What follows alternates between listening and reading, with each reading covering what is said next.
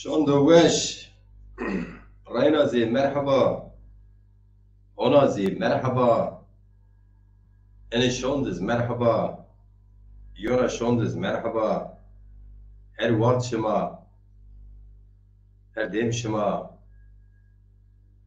وشو سلامتي يا شرما شما هي سكن سلامت كيف شما حال شما ancak şuma eydun, karok şuma eykin, sininu, sebenu, şuma ey komca, çıkırken, çıkarken, çı vaziyette, çı halde, pirupya, volev, selametev, veşev. Yavuz tası tıkheramem. Yavuz tasalım, tıkheramem, ama zoerciye. Çok kıymetli arkadaşlar, ben arzu ederseniz biraz Zazaca, biraz Türkçe konuşacağım.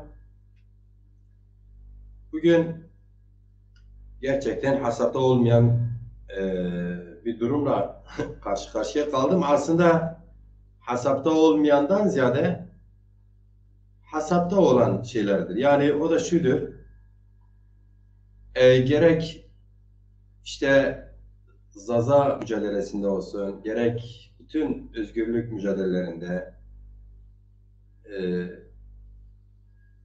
yani gerek diğer özgürlük mücadelelerinde ilk çıkışlarında karma karışık, kafa karışıklığı yaratmak isteyen kimseler her zaman mevcut oluyor maalesef. Şimdi Zazalar son 40 yıldan bu yana işte belli bir aydınlamayı yaşıyor. Tabii ki çok parça parça, tabii ki çok ayrı ayrı yerlerde durarak belli bir mücadele içindeler. Şimdi bu son 5-6 yıldan bu yana sosyal medyanın da verdiği imkanlarla birileri Zazalar adına burada orada sözüm ona çalışma içindeler. Sözüm ona diyorum çünkü bunun nedeni var. Bu sözümün nedeni şudur. Şimdi Zazalar bir millet mi? Evet. Bir dilleri var mı? Evet. Peki Zaza gerçekliği hangi durumda? Her Zaza olan birey, duyarlı olan birey bunu çok iyi biliyor ki çok iyi bir durumda değiller. Zazalar çok fazla parça parça. Bunu zaman zaman dile getiriyoruz ve duyarlı olan Zazalar da çok fazla parça parça. Şimdi kısacası özetlersem bir kısım Zaza insanı ve aydını Türk solu Türk solunda yer alır. Hatta öncülük yaparlar. Ama onun için onun kimlik bilinci, onun halkının tarihi, onun halkının kültürü, örf ve adetleri önemsizdir. Önemli olan Marksizm-Leninizm'dir. Oysa ki Marksizm-Leninizm'de de halkların eşitliği, emekçilerin emeği, işçi sınıfın iktidarı ön planda. Ama bu hiçbir zaman hani böyle bir milleti, bir ırkı, bir ulusu inkar etme noktasına gitmez. Bilimsel sosyalizmde bu böyledir. Ama bizimkiler hep dini başkalarında öğrendikleri gibi sosyalizmi de başkalarında öğrendiklerinden dolayı misal diyelim ki sosyalizm bilimi Batı ülkelerinde, gelişmiş sanayi ülkelerinde ortaya çıktı. Biliyorsun en son Karl Marx bunu formüle etti. Yani aslında bana sorarsanız sosyalizm insanlıkla birlikte var ola gelmiştir. Yani insanoğlu bir sosyal varlıksa onun bütün sosyal haklarını savunan bir bilim dalıdır, bir ideolojidir. Aslında bilimi esas alan bir ideolojidir. Yani hani koydum şudur, bunun dışına çıktın mı hani sosyalist değilsin falan diye bir kural, mutlak bir kural, işte mutlak işte Marx'ın dediği, Engels'in dediği ya da Lenin'in dediği geçerlidir. Onun dışına çıkanlar sol sosyalist olmaz diye bir mantıkla yola çıkmaz. Tam tersine bilimsel bir gerçeklik ortaya konmuştur. Sınıfları, toplumları inceleyerek e, bir yeniden yaşam, yeniden varoluş, insanlığın yeniden kendini örgütlemesi, özgürlük temelinde bir teori ortaya konmuştur. Bizimkiler bu teoriyi okurlarken işçi sınıfını esas alıyorlar. İşçi sınıfının olmadığı yerlerde örgütlemeye çalışırlar. İşçi sınıfının örgütlü olmadığı, yani sınıf bilincinin olmadığı yerlerde, işte biliyorsunuz kırsalda örgütlemeye çalışıyorlar.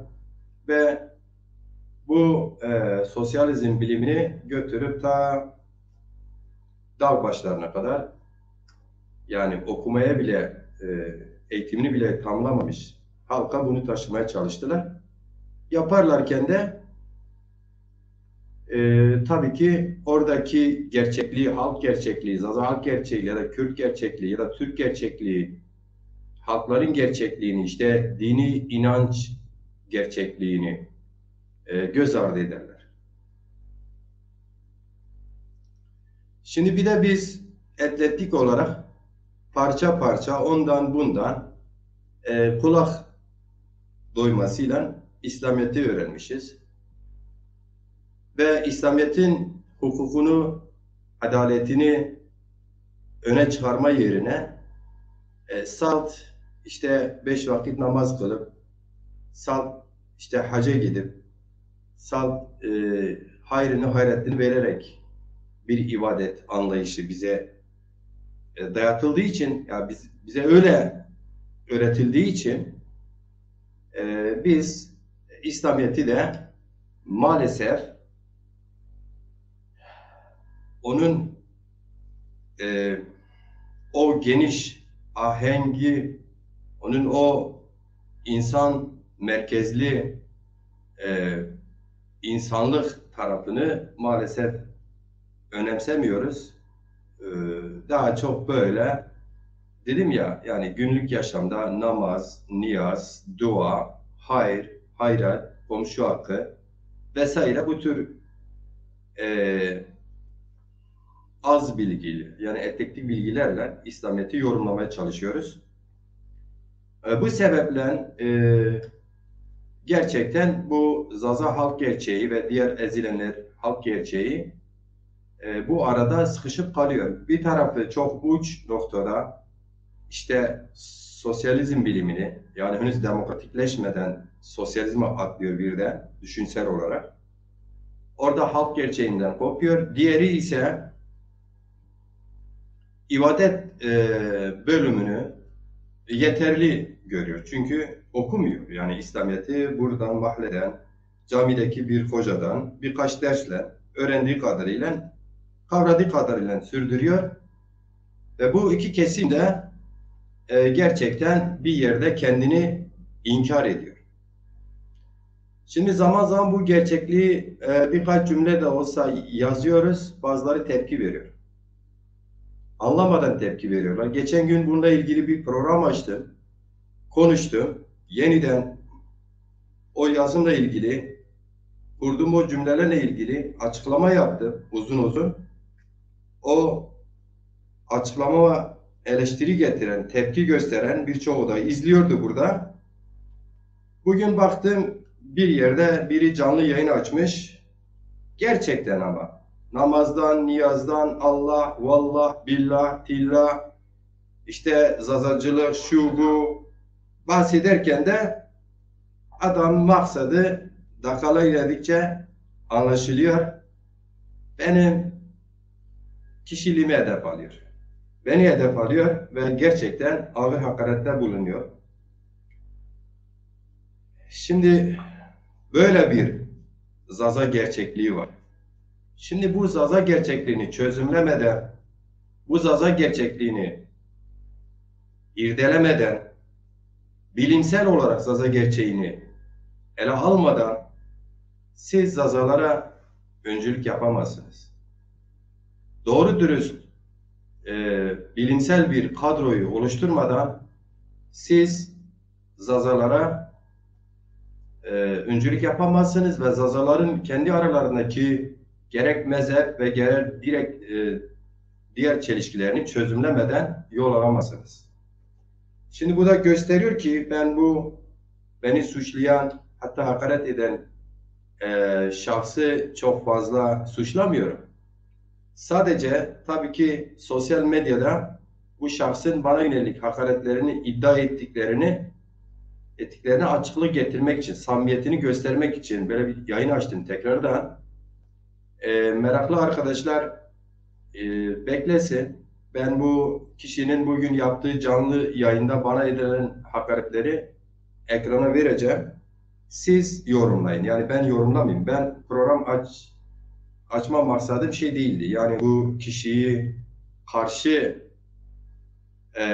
söz hakkımı kullanırken ona ağır ithamlarda bulunayım. İşte kişiliğine, şahsına falan değil. Sadece iddia ettiği ve iddiasından sonra ağır eleştiriler yaptığı bana yönelik eleştirileri sizinle paylaşmak istedim. Bilmiyorum yani ben gerçekten kendimi ana dilimde daha iyi ifade ediyorum. Türkçe'de ne kadar ifade edebiliyorum bilmiyorum da bu maksatla ben programı açtım. Biraz sonra o şahsın bana yönelik o ağır eleştirilerini, ithamlarını, eleştiri değil yani suçlama,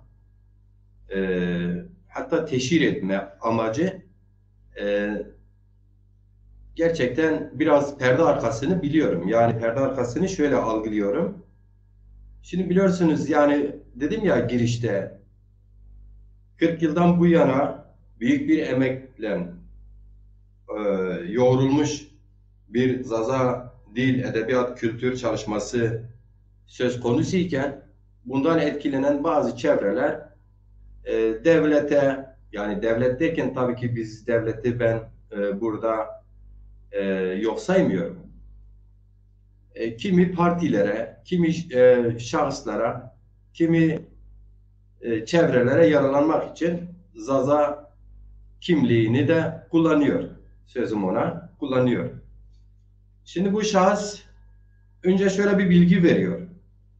Diyor ki Zaza TV bu ayın 31'inde test yayınlarına başlıyor ve sanırım dile getiremiyor çünkü ben başka yerde görmüştüm. 21 Şubat Dünya Dil Günü'nde de resmen yayınına başlayacak. Şimdi birincisi ben bu TV ile ilgili geçmişten bu yana mesafeli kaldım çünkü ben bir Zaza TV'nin olmasını her Zaza gibi isterim tabii ki. Mesafeli kaldım. Niye? Çünkü bir TV kurmak için Zazalar için bir devlet kurmak kadar zor bir iş demiştim. Sebebine gelince tabii ki bir TV kurmak için öncelikle onun hazırlıklarını yapman lazım. Geçen gün yine söyledim.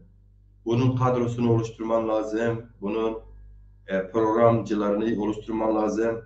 Bundan önce işte Zaza aydınlarla bir araya gelip konferanslar vermek lazım. Görüş almak lazım. Nasıl bir dil olacaksa nasıl bir TV olacak. Daha sonra işte Zaza iş adamlarıyla 3-4, 4-5 duruma göre 6-7, 10 da olabilir. Ortaklaşa onun maddi giderlerini, bütçesini oluşturduktan sonra kadronda hazırsa bir Zaza TV'ni oluşturursunuz, kurarsınız. Eğer ki yasalar da el veriyorsa bunu yaparsınız. Yapmak da en doğru bir şey. Ama demiştim ki yani böyle bir TV kurma iddiasında olan yapıları az çok sosyal medyada tanıdığım kadarıyla böyle bir yapıları yok. Bir kere kendileri bugüne kadar 2 cümle Zazaca yazıp okumuyorlar. Birincisi bu. İkincisi Bunlar Zaza aydınlara istişarede bulunmadılar. Böyle bir TV gerekli midir? Tabii ki gereklidir. Yani nasıl olması gerekir? Bir istişare toplantılar, işte hatta konferanslar olabilirdi, görüşmeler olabilirdi. Bunu yapmadılar. Üçüncüsü, sosyal medyada benim Kaan TV'de paylaştığım gibi işte bir Kaan gecesini düzenliyorum. Bunun belli bir maliyeti vardır ama öyle uçuk değildir. Başlarken de demiştim, tek başıma da kalsam dostlarımla birlikte böyle bir geceyi Akdeniz'de yapmak, kutlamak, Kaan'ı anmak mümkündür demiştim. Bu inançla yola çıkmıştım. Belli bir hazırlıklarla başlamıştım bu işe. Demiştim böyle en azından bir gece için bile önceden çalışmak lazım. Dost, ahbap, işte ne kadar çevre duyarlı insanlar var. Onlarla diyaloğa geçmek lazım. Onların desteğini almak lazım. Ve ben bunu yaptım demiştim. İşte Zaza yazarları, edebiyatçıları, şairleri, sanatçıları geniş bir program listem var, hazırlamışım ve gidiyorum. Tarihte yaklaştı. 3 gün sonra Kaan Gecesi Antalya'da kutlanacak Allah'ın izniyle. Ama demiştim ki bu TV çalışmaları böyle başlamadığı için ben başından itibaren böyle bir TV e, kurulamayacağını iddia etmiştim ve ben bu iddiamı sürdürüyorum. Bunlar tarih defalarca vermiş olmalarına rağmen. Çünkü böyle bir kadro yok. Düşünsene bana hakaret eden bir kişi bu TV sözde destekleyen kişidir. Nasıl destekliyorsa bilmiyorum. Ama açtığı bir canlı yayın programında 3-4 kişinin izlediği bir canlı yayın programında bana hakaret ediyor. Yani bir tarafta Zazalar TV kuruyor, müjdesini veriyor. Kimin adına veriyorsa onu bilmiyorum. Büyük ihtimalle kendi adına konuşuyor. Bir de böyle bir tasarrufta bulunuyor. Bir haber bir tarafta verirken bir tarafta da Zaza diline, kültürüne, edebiyatına bu yaşına kadar hizmet eden benim gibi bir insana da saldırmadan da edemiyor. Evet arkadaşlar hepiniz hoş gelmişsiniz. Şuma Pierre Khayrame, Sarı Çimo Miserame, Yavuz Tasalı Hoca Khayrame Mübatır Yunus Öztaş Khayrame Bira Aziz Taçat Khayrame Hoca Erciye Şoytu Dweşev Sabri Pamukçu Khayrame Kejhan Meşu Neşkerim Bonur Khayrame Yunus Hoca Çiftçi Khayrame Fatma Dalgıç Khayrame Zeynel Turgut Khayrame Deza که مثلا شما مراکین از سفته او مردم دریق مد چی چیوای از ای حاضرک حتی نوچا از شما یو شیر یو کلام بیار از حتی نک او ویدیو بیار حاضرک شما بونسه بله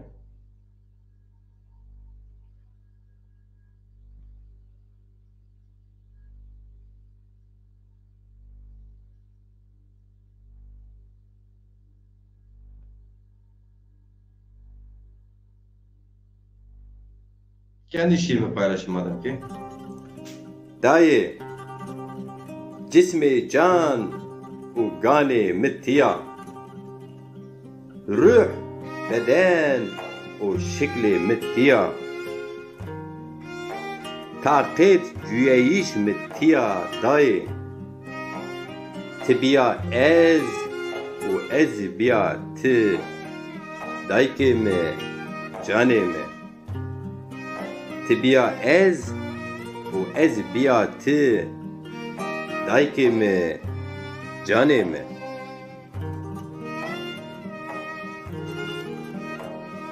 dayı eşk iman u kıble mittiyatı kede ti be hesaba misermay mi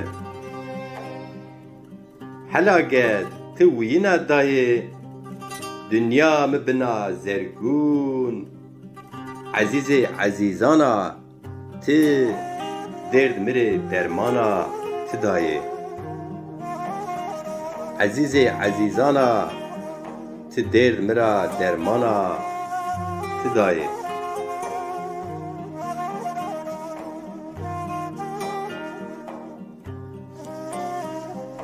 Dayı, hezkerde tidi ibadet esto. Merhamet o adalet seciye. Ti khase zone mina mayme. Ti roşnaya çimone mina mayme. Ti roşnay çimon mina mayme.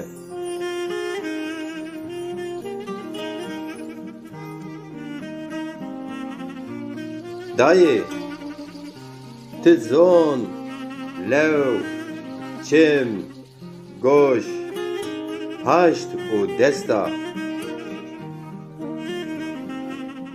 Her vate o çekuyê tu biya helbestê pek cîron zazay. Ti zana mayme, homay medo çi der û keder mayme.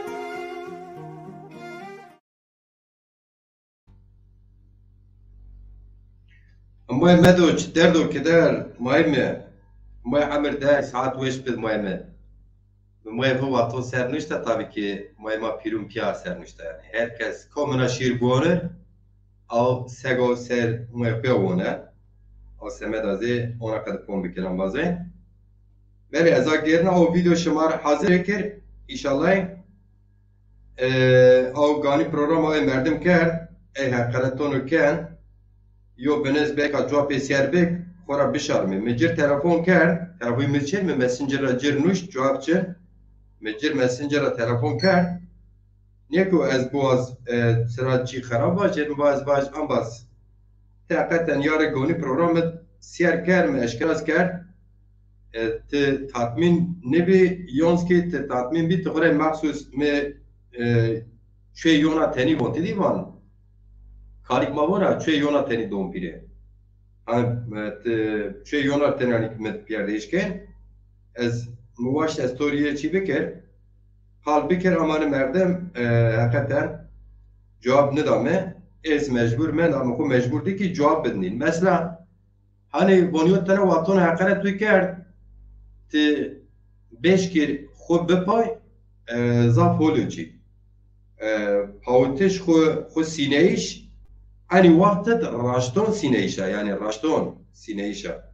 Şimdi biri eğer size saldırıyorsa, hakarete bulunuyorsa siz ona sessiz kaldığınız zaman onu onaylamış olursunuz. Dolayısıyla ben böyle bir tarz bir şeyi kesinlikle doğru bulmuyorum. Madem ki birileri seni eleştiriyorsa, hakarette bulunuyorsa ona cevap verme hakkın doğmuşsa o hakkı kullanmak senin iradene bağlı. Sen de bu iradeyi göstermen lazım diye düşünüyorum. Ben bu kişiyi aradım, mesaj attım, cevap vermedi, aradım, cevap vermedi. Diyecektim amacım, bak sen böyle bir iddiada bulundun. Az izleyicin de olsa o video kalıyor. O videoyu kaldır ve bu konuda özür dile. Ama bu şahıs cevap vermediği için ben de programı açtım. Şimdi ona hakaret etmeden gerçekten niye böyle bir şey yaptığını sizlere, takipçilerime izah ederek de ona cevap vereyim dedim. O sebeple bu programı açtım. Şimdi videoyu arıyorum da böyle.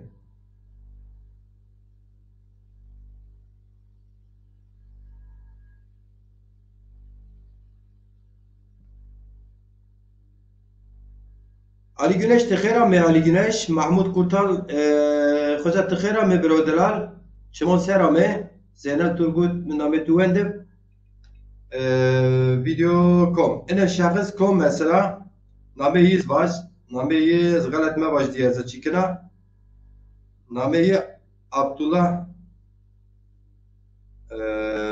çi ne yo? Sucumon ambazın ya.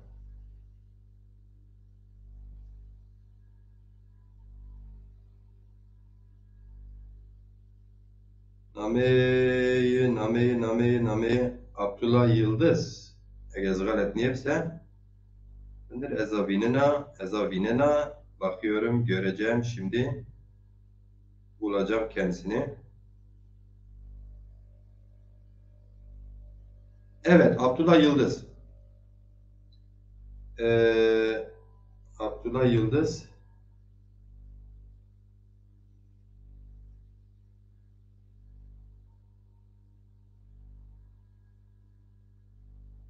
Evet. Sıkı durun arkadaşlar. Video geliyor.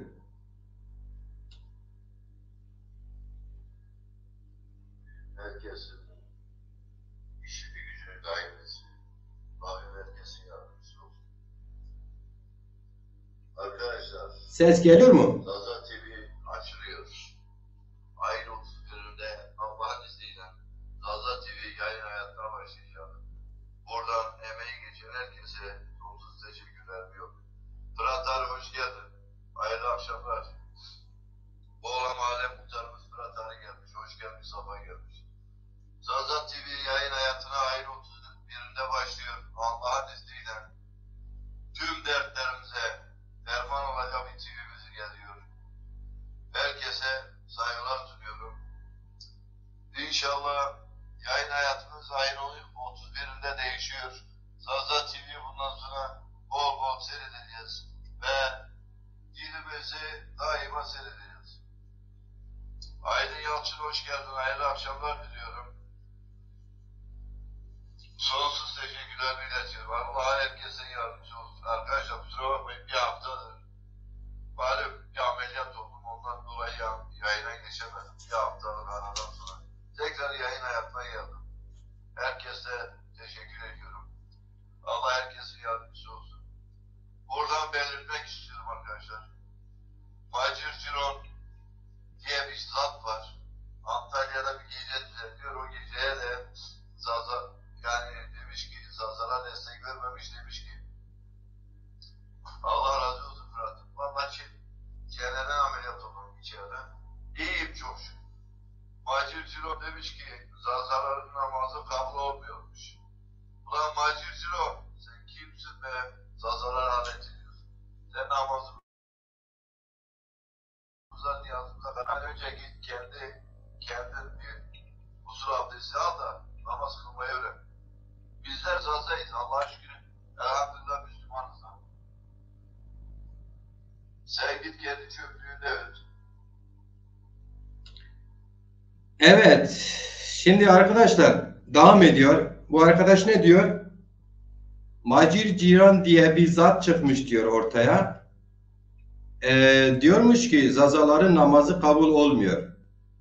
Macir Ciran diyor sen önce git bir kendi çöplüğünde öt ve sonra da diyor ki Macir Ciran sen önce git bir gusül abdestini al, ondan sonra gel konuş. Şimdi birincisi ben geçen gün paylaştığım o yazıda Zazaların namazı kabul olmuyor diye bir tek cümle söylememişim. Bakınız o yazı ben şimdiye kadar yazdığım bütün yazılarımı, şiirlerimi, programlarımı silmemişim. Duruyor. İsteyen gider o yazıyı inceleyebilir. Ben ne demişim? Demişim Antalya'da bir ilk Akdeniz'de bir Gağın Gecesi düzenliyorum. Gece gündüzümü veriyorum. Programım ortada, katılımcılar ortada ve halktan biz Zaza halkı girişte söylediğim gibi hani her taraftan parçalanmışız. Tabii ki demişim tek başıma bunu yapıyorum. Herhangi bir siyasi parti, dernek içinde değildir. Ama yalnız bırakılmışım. Ben bu yalnız bırakılmışım dediğimde ben Zaza halkı tarafından yalnız bırakılmışım demedim. O yazıda öyle bir şey var mı arkadaşlar? Gidip bakabilirsiniz. Ben demişim ki sözüm ona Zaza kurumları var demişim. Ve ben bu kurumlar derken de bu arkadaşın ifade ettiği o kurumları da hiç kastetmedim. Çünkü ben onları kurum görmüyorum. Bunun nedenlerini ben açıkladım. Zaza kurumları derken gerçekten Zazalar için işte mesela örneğin İstanbul Derneği, Mersin Derneği, Zaza Derneği, işte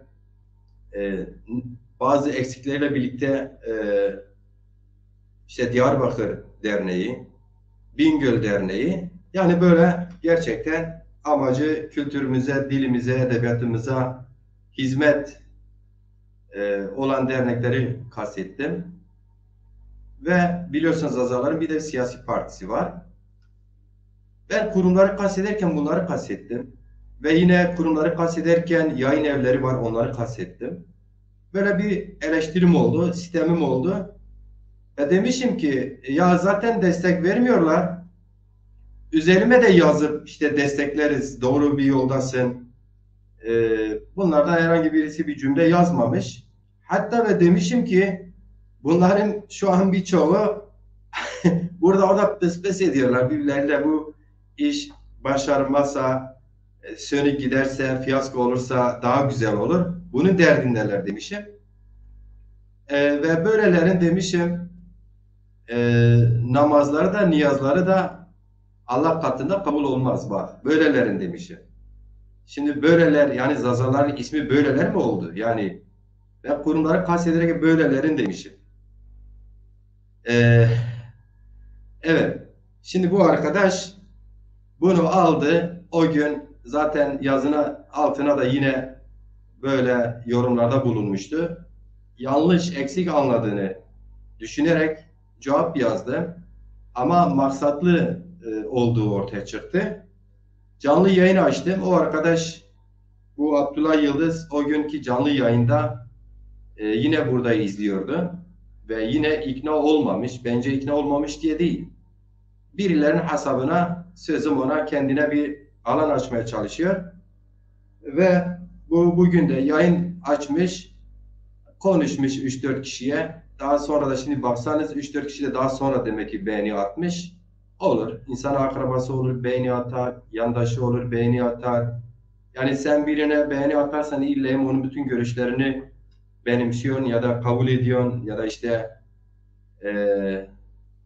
%100 katılıyorsun diye değil. Mutlaka o canlı yayınlar içinde ya da işte o yazının içinde, cümlesinde size hitap eden bir şey var, bir doğruluk var ya da başlığında ya da o kişiye bir beğeni atmış oluyorsunuz. Dolayısıyla bu arkadaş bugün canlı yayın açmış, böyle e, bana hakaret etmeye devam ediyor. Yine Zaza izle, sonuna kadar Zaza olarak kalacağız. Bunu da unutmayın. Malum Zaza TV yayın hayatına yarından sonra ayın 31'inde başlayacak. İnşallah bu 2-3 gün içerisinde frekans bilgilerini paylaşacağız.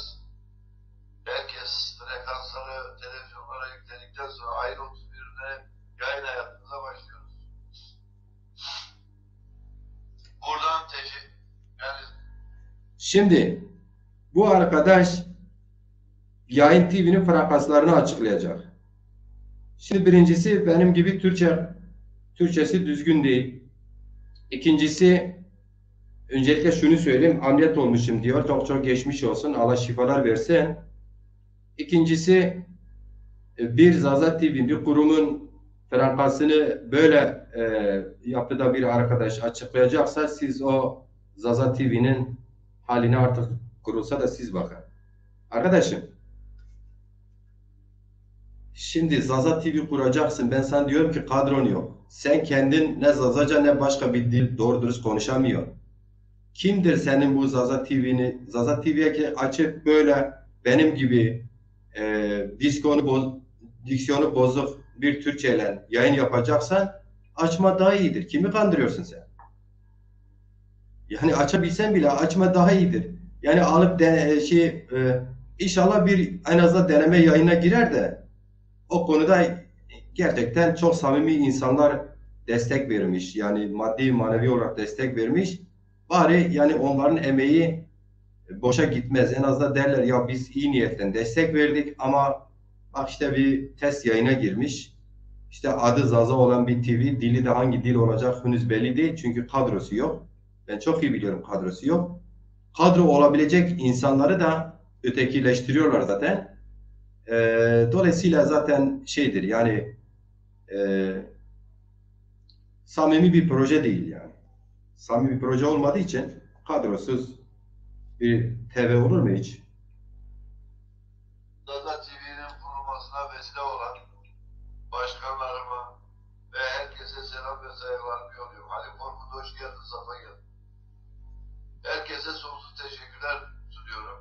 Başta Murat Bukan olmak üzere, Ramazan Yıldız abi, ondan sonra tüm sivil toplum kuruluşuna, herkese sonsuz teşekkürlerimi iletiyorum. Ahmet Zaza Gündüz hoş geldin, gözünüz aydın.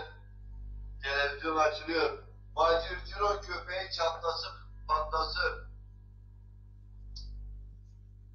İlk köpeği çatlasın, patlasın. Buradan yani Zaza TV'nin Tekrar dinleyin ne diyor?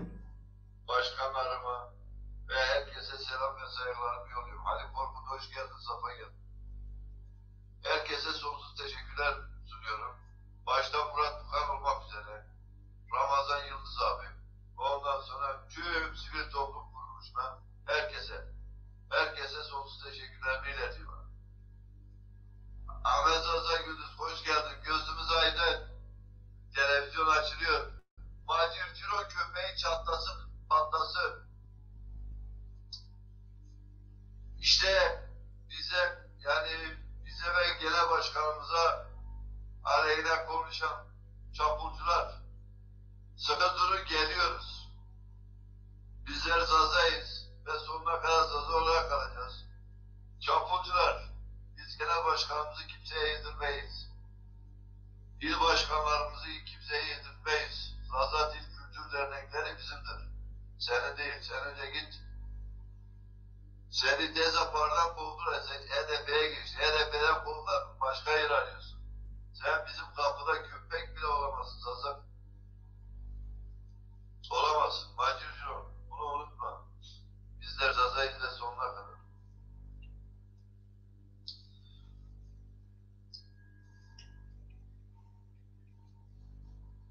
Evet arkadaşlar, bu kadar yeter. Şimdi bu arkadaş Macir Cihan çatlasın diyor. Macir köpek çatlasın diyor. Sen kapımızda köpek bile olamazsın diyor. Ve biz başkanımızı kimseye yedirmeyiz. Bütün il başkanlarımıza da selam diyor. Ve ekliyor diyor. Macir Cihan diyor. Dezapar'dan kovulmuş.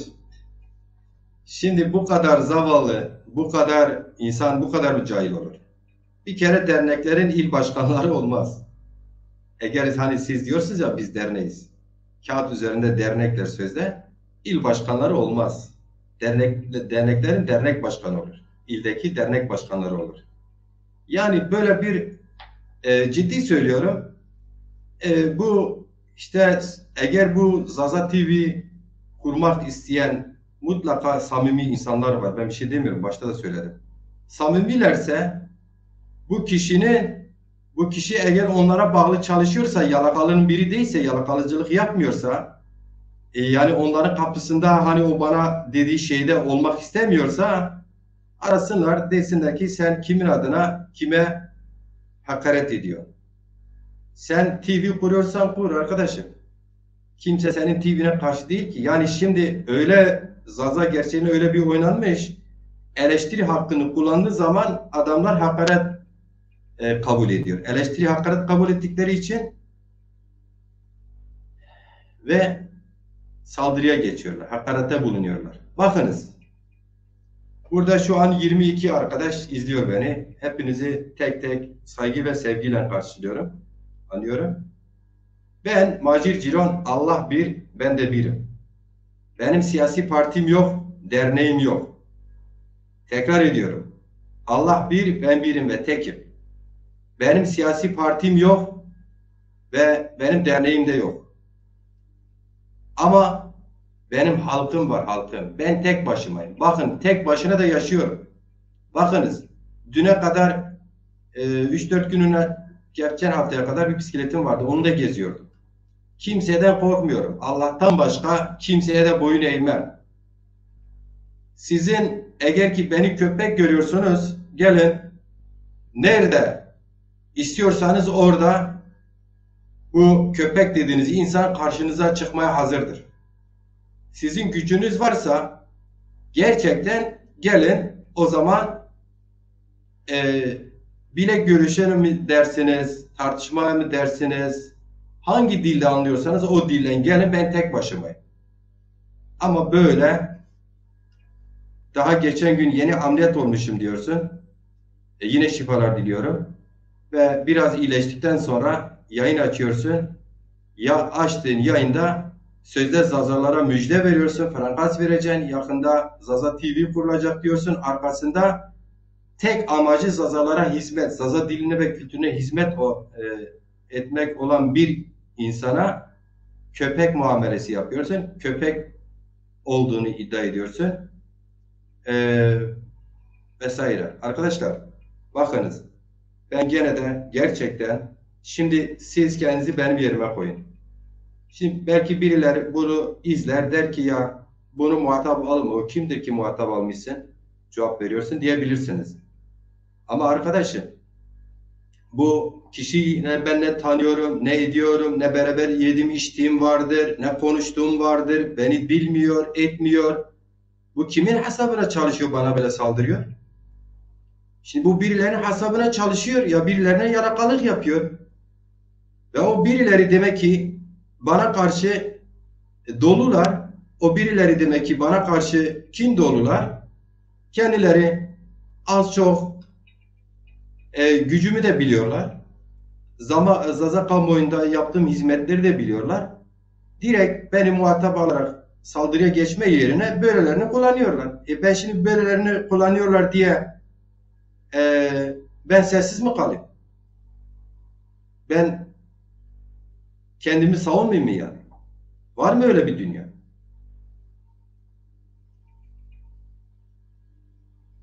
Ben zaten normal eleştiri, bana eleştiri getiren insanlara saygı içerisinde eleştiri hakkımı ya da işte açıklamayı yorumla cevap veriyorum. Maksadım şu değil, budur diyorum. O yeterli geliyorsa yeterli, yeterli gelmiyorsa gelmiyordur deyip geçiyorum hakaret etmeden, hakaret yemeden. Ama arkadaşım geçen gün size saygıdan dolayı, yani siz eleştiriler yaptınız ya, işte Zazaların diniyle falan, işte hakaret dinine, namazına, şuna buna. Ben de onu açıklık getirmek için canlı yayın açtım. Siz kendiniz de izlediniz bu canlı yayını. Siz daha o canlı yayını dinledikten sonra gitmişsiniz, ameliyat olmuşsunuz 3-4 gün, yayın açmamışsınız, bir hafta sonra da biraz iyileşmişsiniz, hemen yayın açıp tekrar bana saldırıyorsunuz.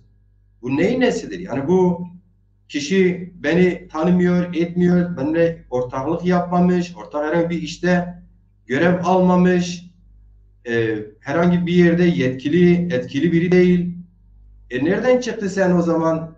Tesadüf mü yani bana saldırma?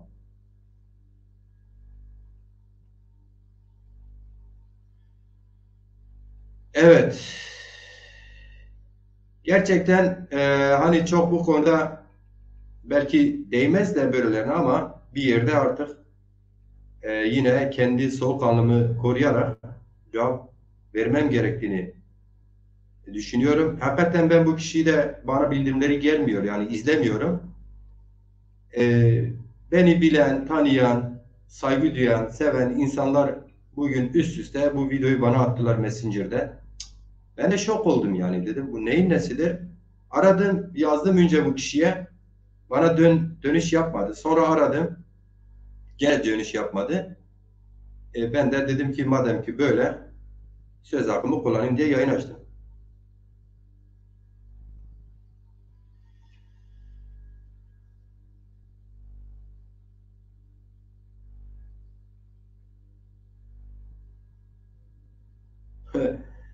Aynen öyle. Şimdi sözüm ona TV açıyorlar. TV ne zaman açacaklar, frankasını ne zaman açıklayacaklar, testi ne zaman başlayacak, onu da kendi hesaplarında sosyal medyada açıklıyorlar. Ya bu kadar gücünüz varsa bir TV açılacağı tarihini gidin bir TV kanalında açıklayın. Ya da işte bir salon tutun, milleti davet edin, öyle açıklayın. Ne bileyim, yani yol yöntemleri çok daha fazla farklıdır, mümkündür.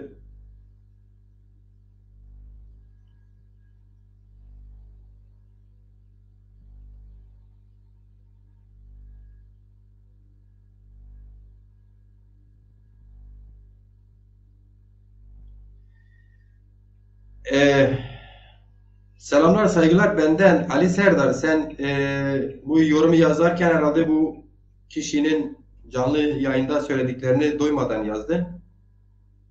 Hakaretlerde bulunuyor yani gerçekten.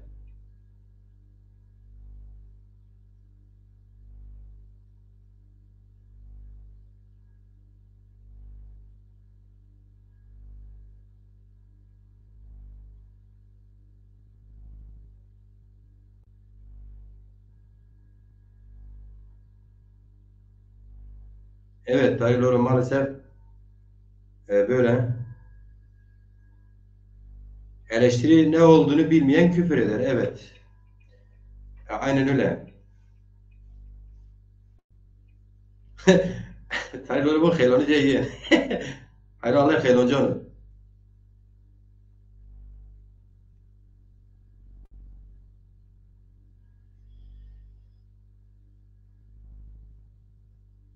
İhsan Agar, selam Reza. Yoldaşlarım İbrahim, Özdemir, Çimoser, Ozan Odera, Emin Sıra, şıma khayrem, Baki Aydın, şıma khayrem İbrahim.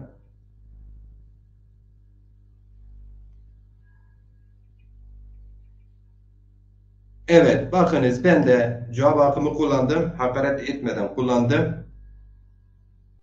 Çünkü bizler halkın önünde olanlar halka örnek olmalıyız. Gerçekten bu tiplere de örnek olmalıyız. Yani eleştiri başka, hakaret başka bir şeydir. Bunu bilerek, bunu bilinciyle hareket ederek yaklaşmalıyız. Şimdi mesela diyelim ki ben bu benim hakkımda küfür eden, hakarette bulunan kişiye diyelim ki bir geri zekalı gibi yani bir kültüründen nasibini almamış, itikadından, tarihinden halk yerine nasibini almamış biri gibi açıp da hakaret de yapabilirdim. Bu sadece kötü örnek olurdu herkese. O yüzden kötü örnek olmak istemiyoruz. Biz halkın önündeyiz. Halkın dili ve kültür edebiyatıyla ilgileniyoruz. Emek veriyoruz. 24 saatimizi veriyoruz. Dolayısıyla toplumumuzun gerçeği de biraz da böyledir. Yine ben umut ediyorum bu kişi e, bilmemezliğinden ya da ne bileyim işte yetersizliğinden dolayı böyle bir hakarette bulunuyor. Samimi ise kendi sayfasında e, yeniden kendini gözden geçirir, öz eleştiri verir. Öz eleştiri vermek kişiyi yüceltir, küçültmez. E, Böyle bir şey yine de beklerim. Onu söyleyeyim ben size.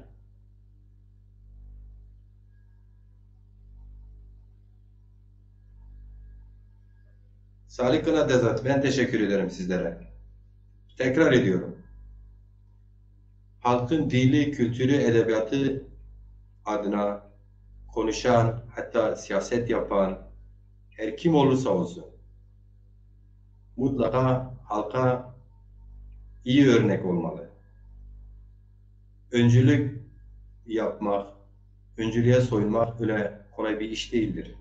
Öncülük şu değildir. Aç, senden olmayanlara küfür et. Aç, senden olmayanlara hakaret et. Aç, senden olmayanların üzerine küfür et. Hakarette bulun. Bu değildir yani. Bu seni seviyeni düşürür. Sen eğer halka öncülük yapıyorsan mutlaka seviyeni, soğukkanlılığını korumak zorundasın. Yok böyle bir iddian yoksa, örnek olmak istemiyorsan iyi yönüyle, o zaman gelir geçici biri olarak bir zamanlar birileri varmış böyle böyle e, derler falan, onu da unutur geçersin yani. Ama tarihe biraz not düşmek istiyorsan, e, emeğine saygın varsa tabii ki her insan yanlışlıklara düşebilir, yanlış yapabilir. Yanlışını fark ettikten sonra da kendini düzeltmesi lazım, düz eleştirisini vermesi lazım. Öyle hareket etmesi lazım. Arkadaşım tekrar çok meraklılar ya diyorum. Evet, ben bir Zaza'yım. Zazalığıma daha fazla katkı yapmak için bir partiye katıldım, Dezapar. Ve kendim o partide çalıştığım zaman da bütün partili arkadaşlarım bilir, Sayın Genel Başkan da çok iyi bilir. 24 saatimi verdim. Öyle bir tempoyla da çalıştım. Katkı yapmaya çalıştım. Ama benim gönlümdeki partiyi, benim istediğim parti ile mevcut partinin nasıl diyeyim, kurumsal işleyişi mi dersiniz, kurumsal birlikte hareket edişi mi dersiniz, Türkiye siyasetine siyaset belirlemeden mi dersiniz, Kürt sorunuyla bakışını mı dersiniz? Birçok konuda eksik gördüm, mücadele ettim. Bu eksikleri hep birlikte kaldırabiliriz. Bu eksikleri azaltabiliriz.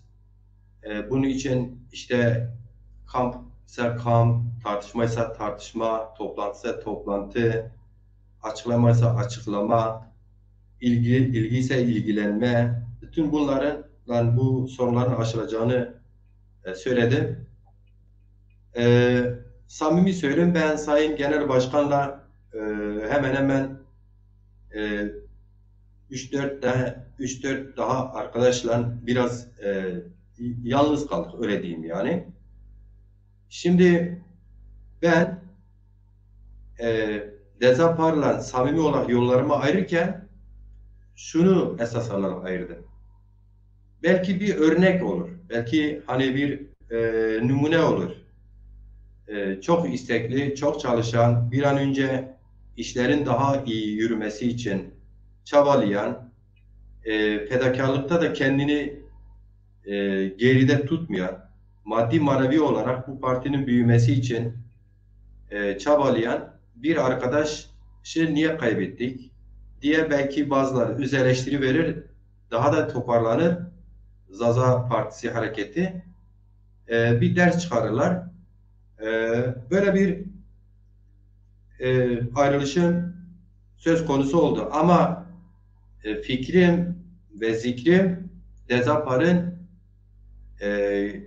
bilimsel, her yönüyle halkını seven, sayan, gerek Zaza davasının direkt ben Zaza'yım, müstakilim, dilim müstakildir diyenlerle gerek de ben Kürt'üm, işte Makurdi diyenler olsun, Zaza dili ve edebiyatı ile ilgili çalışan herkes birer değerdir. Bu değerler bugün mesafeli olabilir, eleştiri yapıyorlar olabilir.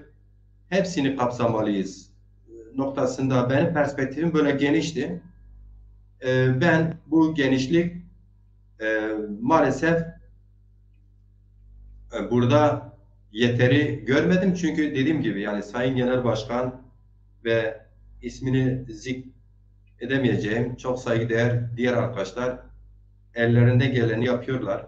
Bazı eksikler olsa da en azından Zaza hareketinin örgütlenmesi için elden geleni yapıyorlar ama yetersiz, yöntem olarak da yetersiz gördüm. Dolayısıyla ben ayrılmayı daha uygun gördüm. Doğru ya da yanlış. Bu konuda bana gelecek herhangi bir eleştiri, yapıcı eleştiri, bilimsel eleştiri açık. Ben görüşlerimde böyle açık söylüyorum. Ha, bunu kamuoyuna niye açıklamadı? Bu daha kan çalışmasına başlamadan önce bu istifam olmuştu. Tamamıyla bu çerçevede. Ama bazıları bunu kötüye kullanmaya çalışıyor. İşte bu kişi yaptığı gibi. Yine isim verme, başkaları da bunu farklı yerlere çekmeye çalışıyorlar. Yok efendim, işte bak bu kişi ne diyor? Diyor ki kovuldun. Şimdi ben bu kişiye partiden ayrılırken yazdığım eleştirileri, o dilekçeyi paylaşırsam, kendisi bir daha da dünya gelse belki öyle bir eleştiri, öyle bir dilekçe yazmaz. Ama kamuoyuna paylaşmak istemedim. Çünkü benim üzerimde Zaza hareketinin, hele Dezapar'ın zarar görmesini istemediğim için. Ben Dezapar'ı kadrolarıyla çok saygın, çok dürüst, çok samimi, çok iyi niyetli arkadaşların kümelediği bir partiden oluştuğunu çok iyi biliyorum. Tek kusur işte bir partide olması gerekenler bazı özellikler, bazı işleyişler, bazı alt üst ilişkiler, bazı olması gereken eksiklerin e, belki aceleciyim, belki bir an önce olsun diye e, sitem ettim, düzeltmeye çalıştım. Bazı şeyleri de düzelttiğime inanıyorum. Elimden geldikçe samimi davrandım. Ve yine halkıma karşı daha samimi olmak için de ayrıldım. Şimdi bu bazıları diyor ki e, işte Dezapar'dan ayrılma nedeni acaba nedir merak ediyorlar. Ben size söyleyeyim. Ben Dezapar'da Sayın Genel Başkan Kültür Sanat ve Genel Başkan Yardımcılığında görev vermişti. Ben de bu görevi geldikçe yapmaya çalıştım. Yani sonuçta Zazaların Biricik Partisi'nde e, sıradan bir sempatizan insan değildim. Görev yetkilerim vardı. E, Ben buna rağmen eğer ki hani egoist biri olsaydım, tek başıma da olsaydım, sırf Dezapar'ın kimliğine sarılıp kendimi Zaza halkı üzerinde farz edebilirdim. Öyle bir dayatma yapabilirdim. Ama ben bunu seçmedim. Bakınız ben sıradanlığı seçtim. Ben şimdi Macir Cilan olarak tekim. Halkımla birlikte bile dilim döndükçe bir şeyler yine mücadele ediyorum. Boş durmuyorum. Yani sonuçta biliyorsunuz genel partiler öyle sırf Deza Parti tek değil, genel partilerin belli bir işleyişi var. E, Sonuçta bir partinin bazen bir açıklaması, bazen bir davranışı e, diyelim ki eksik olabilir. Eksik olmasına rağmen sen bir partili olarak sahip çıkarsın. Ama partili olmadığın zaman ne yaparsın? Kendi düşünceni, eleştirini, o konuda eksiklik varsa yorumunu katarsın. Öyle destek verirsin. Bence Zaza aydınları Dezapar'ı ötekileştireceklerine Dezapar gibi bir parti e, orada burada e, konuşacaklarına ağır ithamlardan bulunacaklarına yapıcı eleştirilerle daha iyi bir çizgiye çekebilirler. Bu görevi aydınlara düşüyor. Aydınlar da bu konuda e, eleştirilerim var aydınlara. Aydınlar bu konuda herkes kendi köşesinde, herkes birini beğenmiyor. Biraz egoizm var. O kadar emekleri var bazı aydınlarımızın. İşte onlarca kitap yazmışlar, hikaye yazmışlar, zamanda bazı kurumlarda yer almışlar. Ama aktif siyasette yer almayabilirsin. Bu aktif siyasette yapıcı destek verebilirsin. Maddi, manevi yazılarınla, açıklamalarınla destek verebilirler. Bunu yapmıyorlar. Tıpkı şey gibi yani böyle nasıl Kaan Gecesi dedim ya, birileri bir yerlerde gizli gizli izliyor, dinliyor, birbirlerini arayıp soruyorlar. İnşallah sönük geçer. Hatta dua ediyorlar. E, İnşallah fiyaskoyla sonuçlanır diye demiştim, o yazı söz konusu, işte eleştiri konusu olmuş konuşuyoruz ya. Böyle davrananlar var. Oysa diğer uluslar olsaydı, diğer milletler olsaydı, millet bilinci yüksek olan diğer milletler olsaydı bütün kurum kuruluşlarıyla madem ki Akdeniz gibi bir yerde böyle bir şey oluyor ve buna bir yurtsever Zaza öncülük yapıyor. E, iki cümleyle de olsa yazı yazar destek verirlerdi. Bunu yapmadılar bir. Adet yerini bulsun diye üzerine yazar maddi manevi arkandayız. Desteğe ihtiyacın varsa açık söyle bize diyebilirlerdi. Bunu da diyen olmadı. Ben de öyle bir sistemde bulunmuştum.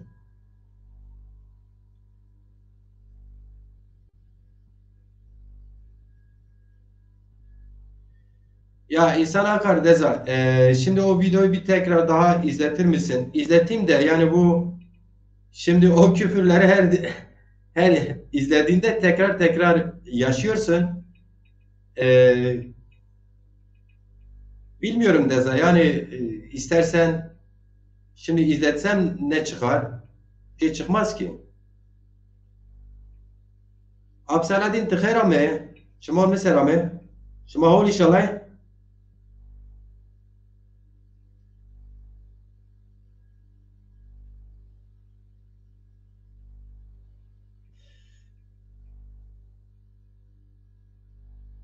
Evet, Salih Kına ne diyor? Toplumu ayrıştıran dillere ihtiyaç yok. Toplumun kardeşlik diline ihtiyacı var. Aynen. Bizim Zaza toplumun da kardeşlik diline ve üslubuna ihtiyacı var. Kürdün de buna ihtiyacı var. Türk'ün de buna ihtiyacı vardır. Laz'ın da buna ihtiyacı var. Çerkez'in de buna ihtiyacı var. Hepimizin buna ihtiyacı var. Yani ülkenin buna ihtiyacı var. İnanın hani bir atasözü var derler ki bonzonu şirin mar kulra ontiber. Tatlı dil yılanı bile deliğinde çıkarır. Şimdi yılan ne kadar yılan olsa tatlı dil o yılanı yılanlığında çıkarabilir. O yılan en azından sana karışmaz, ısırmaz, bırakır gider. Ama şimdi mesela diyelim ki güçsüzsün, çok güçlülere meydan okuyorsun. Ve her şeyi talep ediyorsun. Bunun mümkünatı var mı? Yoktur. Dolayısıyla boş meydan okumakla iş yürümez.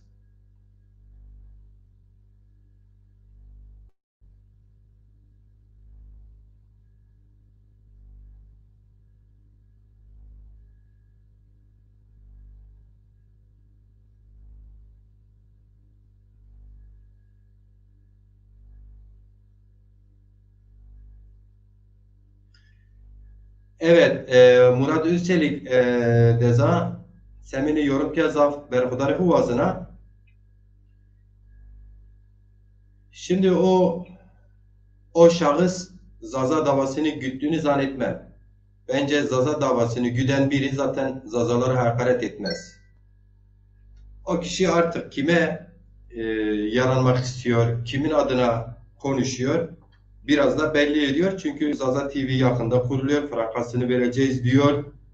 Test yayınlarına başlayacak diyor falan artık kulaktan duyma mı bir yerden birileri mi o birbirlerine bilgi mi veriyorlar onu bilmiyorum. Ben o öyle kişileri Zaza davasında zaten kabul etmiyorum. Zaza davasında yok. Yani her Zaza bir TV, Zaza TV'nin kurulmasını ister. Bu anlama gelmez ki o kişi Zaza davasındadır. Bence Zaza davasında olan biri zaten Zaza davasını gülen, dilini seven, yazan, çizen, şarkısını söyleyen insanlara hakaret etmez. Bu kişinin Zaza davasıyla uzaktan, yakından hiçbir alakası yok.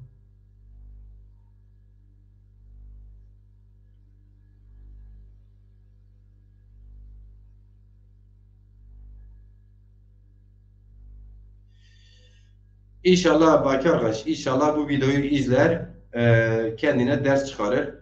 Gerçekten bu arkadaş benim ana babamı tanısa, çevremi tanısa, köylülerimi tanısa ne kadar mutavazi, ne kadar kendi diline, örf ve adetlerine düşkün, hatta dinayetine düşkün bir köy, bir millet, bir çevre olduğumuzu sanırım o zaman utanır. Belli ki hiçbirini araştırma gereği duymamıştır. Bu kişinin bana yaptığı hakaretleri tekrar merak eden arkadaşlar videonun ortasına doğru zaten yazmışım.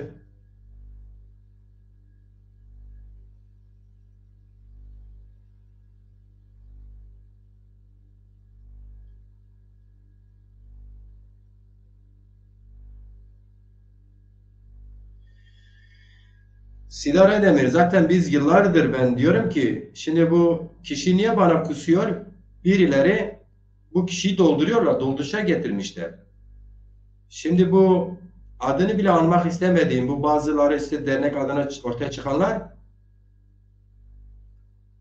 e, ben bu şahısla burada Antalya'da 2,5 saat zaten görüştüm.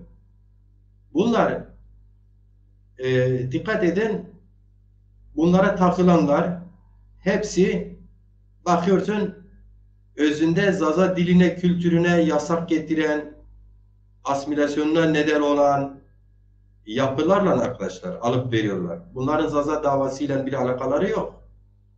Dedim ya, yani bir Zaza TV kim istemez? Hangi Zaza istemez ki? Ama o TV yarın öbür gün kurulacaksa, 2 gün test yapacaksa, bunu sırf 2 gün test için binlerce insanı dolandırmak mantık işi midir?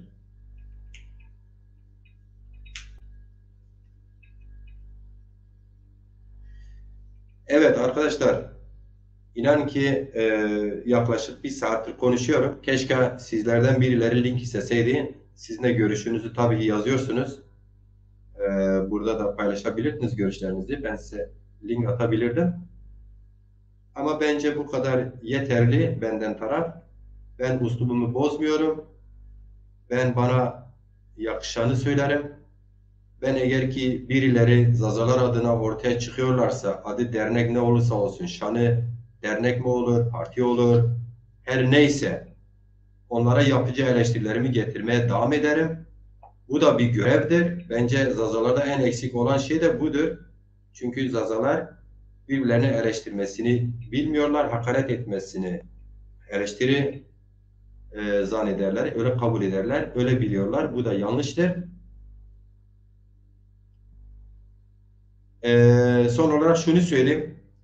Gagana 3 gün kaldı. Bugün çarşambaydı, yarın perşembe. Bugünü saymazsak 2 gün kaldı. Perşembe ve cuma. Cumartesi zaten Gagan gecesidir.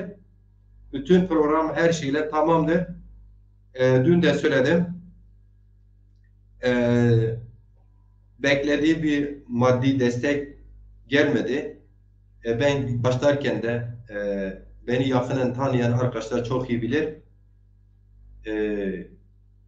Bazen dostlardan borç harç ederim, geçinir, sonra çalışır o borçları öderim. Bazen de işsiz kalırım. Ama bu yazın biraz biriktirdiklerim vardı. Biraz da samimi Zaza dostları, Zazalar, samimi insanlarımız biraz da destek verdiler, yarısını karşıladılar. Artık son 2 gündür halen de çağrım geçerlidir. Yarın, öbür gün kim Messenger'i, mail'da, telefonum varsa ona yazıp Gagan'a maddi destek vermek istiyorsa yine çağrım geçerlidir. Yapabilirler. Kimse sizi engelleyemez. Gücünüz varsa, niyetiniz bana yönelik temizse, temiz biliyorsanız bu çağrımı tekrar ediyorum. Destek atabilirsiniz. Destek gönderebilirsiniz.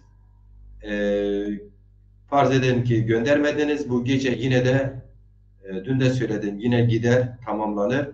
Az kişi gelir, çok kişi gelir. O çok fazla hem önemli hem önemsiz. Önemli olan böyle bir gece niyetlenmek, böyle bir geceyi tertiplemek, böyle bir gece organize etmek, bu kadar şair, yazar, edebiyatçı ve sanatçıyı bir araya getirmek ve Akdeniz'de bunu bir ilk olarak imza atmak en büyük başarı budur. Geceye gelen sanatçılarla yazarlar tek de kalsak bu bir gecedir. 10.000 de gelse bir gecedir. Dolayısıyla fark etmez. Tarihe not düşüyoruz bu. Bunun anlam ve önemi çok büyük. Ben de şimdi bu kadar tartışmalı sorular içinde bunun anlam ve önemini izah etmeme gerek yok. Geceden sonraki programlarda bunu tartışırız. Daha nasıl, daha iyi olabilirdi falan, onu tartışırız, o ayrı mesele. Ama dediğim gibi sonuçta salon tutmuşuz, sanatçıları getirmişiz, şairlerimiz var, aydınlarımız var, gece katılıyor. Mutlaka halkımızın duyarlı kesimleri bu geceye gelir. Bazı duyarlı kesimleri de uzaktadır, gelemiyor. Bazı duyarlı kesimleri de gerçekten saat itibariyle iş güçlerinden dolayı gelemeyebilirler. Bu son derece normaldir. Her işte bu böyledir. Ama tek kişinin fiziki olarak tek kişinin sahada çalışacağı bir gece ne kadar olursa bu gecede o kadar olur. Yani ben diyelim ki bütün Antalya'da komitelerle çalışabilseydi, diyelim ki Alanya'da 4-5 kişi, işte Kemer tarafında 4-5 kişi, Antalya merkezde 10-15 kişi çalışsaydı, işte davetileri, işte gecenin anlam ve önemi, gavanın anlam ve önemi, zazaların bir araya gelişini, anlam ve önemini anlatsaylardı, mutlaka daha farklı olurdu. Daha kalabalık olurdu. Bu bir ilk adımdır. Ben bunda maddi olarak zaten bir şey beklemiyorum. Ki kaldı ki maddi olarak bir getiri olan bir gece de olsaydı bu son derece normaldir. Bence zazalar böyle etkinlikleri e, yapar, para da kazanmaları gerekir. Bu tabii haklarıdır. Çünkü en azından bu da bir hizmettir. E, Artık yüzlerce mi, binlerce mi insanı bir araya getiriyorsun, kaynaştırıyorsun, emek veriyorsun, zaman veriyorsun, e, her hizmet yapıyorsun. O insanlar da gelip kendi paralarıyla orada bir canlı etkinlik izler, dinlerler, katkılarını yaparlar. O katkılarda o kurum ya da kişi ya da organizasyon, koordinasyon yapan işte grup ya da kişi maddi kazanca geçerse bu daha iyi bir şeydir. Çünkü bu o kişiye ya da o kuruma ya da o derneğe ya da o partiye moral, motivasyon yaratır. Bir sonraki seferde bir gece yerine yılda bir gece yerine yılda birkaç gece yapar. Bir şehirde bir şehir yerine birçok şehirde yapar. Mesela burada diyelim ki 300-400 Zaza gelip bu kadar Zaza şairini, sanatçısını dinleyeceğine gider Elazığ'da belki 2000-3000 kişi gelir ilk başta. Bingöl'e 3-4 bin kişi gelir. Dersim'de belki 3-4 bin kişi gelir bir gece yapar. Daha iyi değil mi? Siz bana yetki, vazife verin, destek verin. Ben size her şeyde gece yaptırayım. Ve oradan da para kazanayım. Bu kötü bir şey olur mu? Bu kötü bir şey değildir. Ben açık söylüyorum. Bak bana yardımda bulunan insanların tek tek makbuzları yanımda. Kendileri arzu ederseler tek tek de kim ne kadar gönderdiğini ben ilk günde de ilan ettim. Bugün de tekrar ediyorum. Size açıklarım. Ama çok mütevazi 3-4 arkadaşım, 3-4 Zaza yurtseveri, 3-4 Gavan kültürünü seven, tarihini seven insanımızın yardımlarını aldım. Onlar da bizim isimlerimizi etme demişler. Ben onlara saygısızlık yapamam. Ama ben size şunu yapabilirim. Ne yaparım? Gecenin toplam gideri şu kadar, toplam harcadığım para da bu kadar, işte gideri bu kadar, gelen para da şu kadar, gelen yardımlar şu kadar, davetiyelerden gelen destek bu kadardır derim. Böyle bir açıklama, global bir açıklama yaparım ben sizlere. Mesela Zerveş Deza, şimdi kendin yazabilirsin Deza. Sen benimle 2 gün geldin. Biz ta Kumköy'üne kadar gittik. Allah aşkına 5 tane benim Sarıcanlı dışında kimseye bir davetiye aldı mı? O 5 tane Sarıcanlım da ne yaptı benim köylüm? 5 biletin parasını verdiler ve bileti de almadılar. Dediler biz geliriz ayrıca bilet orada alırız. Öyle de bir desteğimiz olsun. Bu sadece bir destek verdi değil mi? 250 TL bilet. Sen şahitsin. Peki senle ta Tekirova'ya kadar gittik Deza. Tek bir bilet dışında hiçbirinde bir kuruş para aldın. Hiçbirinde almadım. Birkaç kişiye bir şeyler verdikse gecede demişiz üzerimizde para yok demişler. Tamam sen diyelim ki 3 bilet aldın bunu dağıt, 5 bilet aldın bunu dağıt, parasını getir gecede ver demişiz. Bırakmış gelmişiz. O kişiler gelse de gelmese de çok fazla bir şey değişmez. Ama sonuçta böyle yani ne yaptık? Ta buradan bu köşeden o köşeye gitti geldik tek bilet vermişiz. Ve 5-6 bilet de emanet bırakmışız. Doğru mudur Deza? Şimdi böyle bir durum var. Bazen gidiyor saatlerce bir esnaf arkadaşın yanında konuşuyorum, tartışıyoruz, soru soruyor, cevap veriyoruz. 1-1,5 saat zamanımı alıyor. Yani ufacık bir bölgeyi 3-4 saatte halletmem gerekirken bir haftadır halledemiyorsun. Yani çünkü kişiler birçoğu seni tanıyor, çoktandır görmemiş, sohbet etmek istiyor, soru soruyor, geceyi kim düzenliyor, İşte kimin eli var, kim ne kadar, yani her şeyi merak ediyor bizim insanlarımız. Ben de onlara şeffaf bir şekilde konuşuyorum, açıklıyorum. Sonra siyasi konulara giriliyor, uzuyor gidiyor. Yani mesela benim bulunduğum Kundu gibi bir yer, Kundulu olan arkadaşlar şu an beni izleyenler var. Yani ben Gahan Gecesi'ni ilan ettiğim günden bugüne daha tamamlayamadım yani.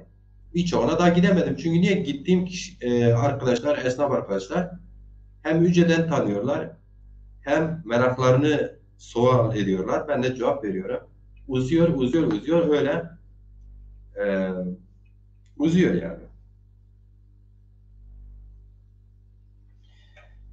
Zaza Mahmud biraz şöyle tu veşib. Zaza Mahmud.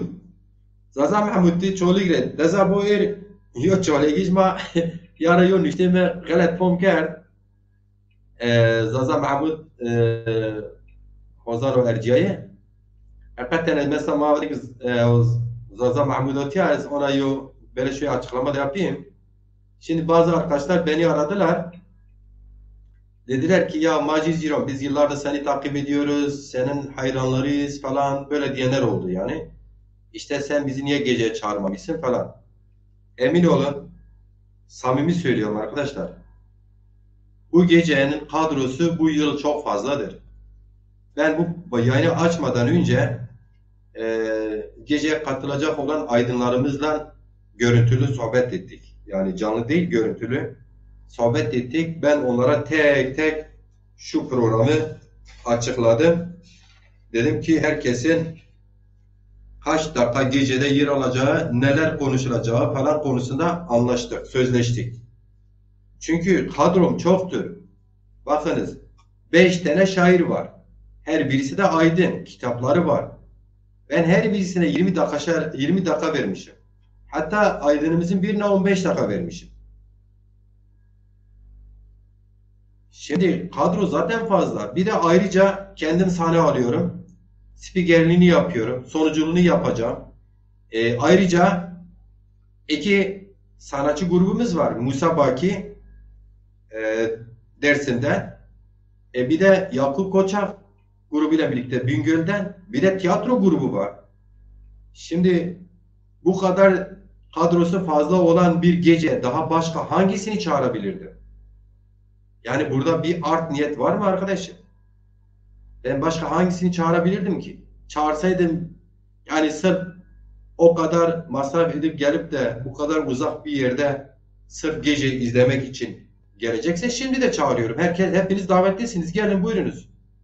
Ama gelip de bir sanatçı burada şey almayacaksa, sahne almayacaksa, kadro fazlaysa onu çağırmanın sırf böyle mantığı eğer vay sen beni muhatap aldın Allah razı olsun iyi ki aradın valla gelmek isterdim işte madem ki yer yok kadro doludur o yüzden gelemiyorum falan ya da işte o yüzden seni çağıramadım deyip de birbirimize siyaset mi yapalım yani?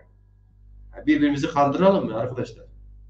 Ben oldum olası kimseye karşı siyaset yapmayı esas almadım. Şimdi bende onlarca sanatçının telefonu var. Yerel ve tanınmış sanatçıları. Ben bazılarını da aradım. Başka yerlere söz vermişlerdi. Gelmediler mesela. Mikail Aslan'dır, Nilüfer'dir, Gülen Mayra'dır. Ben bunları aradım, konuştum. Bunlar bende telefonları var. Zaman zaman hal hatır sorarız birbirimizle. Ama yine yerelden tanınan birçok sanatçıyı da aradım, konuştum, hal hatır sordum. Ve arıyoruz birbirimizi. Ama hepsini mümkün değil yani böyle bir gece getirmek.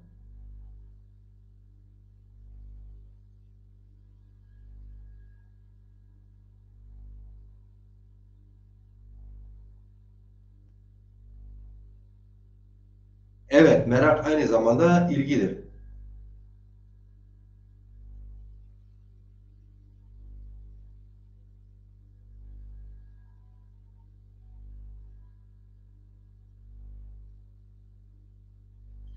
Evet, Zaza Mahmut, Dezemir Erceği. Bak şimdi doğru, ben sizi gece için aramadım. Ama benim listemde vardınız. Ben her iki cümle bir araya getiren, Zazaca konuşan, yazan bütün insanlarımı severim, sayarım. Listemde vardınız. Şimdi mesela diyelim ki açık söyleyeyim. E, Diyelim ki mesela Mikail Aslan gece gelseydi, ben ikinci zaten kadın arkadaşları üzerine çok durdum. Yani ben dedim mutlaka bir tane sanatçımız kadın olsun. Mesela Zeynep'i aradım. Önceden söz vermiş yerler vardı. Müsait değildi, gelemedi.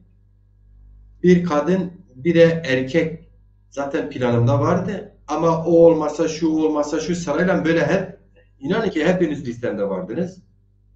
Ama şunu kabul ederim ki mesela geçen gün Mahmut Deza, ben gittim Mikail Aslan'ın gecesine gittim. Hiç kimse benim kadar Mikail Aslan'ın gecesine gelsin diye köy köy, mahalle mahalle, ev ev, dükkan dükkan gezmedi. Olmasına rağmen 400 ile 450 civarında bir seyircisi gelmişti. Şimdi bak, bu Mikail'dir. Karşılığı genelde böyle, samimi söyleyeyim, gelen insanlar ya öyle bir hoştu Mahmut, keşke sen de burada olsaydın, diğer izleyiciler de olsaydı.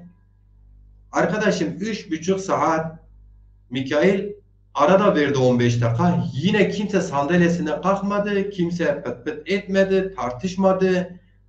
Büyük bir sessizlik içinde müzik dinlediler. Büyük bir sessizlik içinde. Ben onu canlı canlı da paylaştım. Yani herkes sanatı ve sanatçıyı dinlemek için gelmiş. Başka bir bahaneyle gelmemiş. Başka bir amaçla gelmemiş. Ne güzel. Sanatçı da orada tam kendini veriyor. Sen sanatçısın, bilirsin. Zaza Mahmut Bey. Şimdi mesela böyle bir arkadaş diyelim ki Gahan gecesini getirdiğin zaman kendiliğine zaten bunun kitlesi 400-450 civarındadır. Doğru mu? Ama şimdi bizim bazı gerçekten çok emek verdikleri halde e, ya sponsorluktan dolayı ya az kendi sanatını çalıştığından dolayı, işte gerek bizi, ben de dahil, zaman ayırmıyoruz, sesimizi terbiye edelim. İşte nota dersi, yine solfej dersleri olsun, enstrümanlarımızı daha iyi çalmak için zaman ayıramıyoruz. Belki imkanlarımız el vermiyor. Sponsor bulamıyoruz. Arkamızda olanlar yok. Yani mesela bugün paylaştım, bakınız, vardı. Ezbiyatı şarkımı bir Kürt sanatçı okumuş ve çok da güzel okumuş. Şimdi mesela ben bu şarkıyı